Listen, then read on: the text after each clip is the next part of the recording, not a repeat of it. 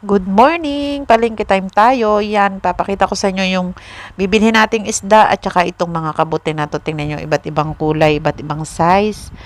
Ayan, tingnan nyo sila. Hindi ko lang alam yung mga pangalan nila. Ito. At ito yung mga isda. O, tingnan nyo, may isdang bato, para siyang tilapia, bangus, may tuna. Ayan, iba't ibang kulay. Yan yung galunggong sa atin na malalaki.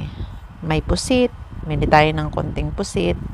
Masarap siyang adobo. Ayan, tingnan nyo.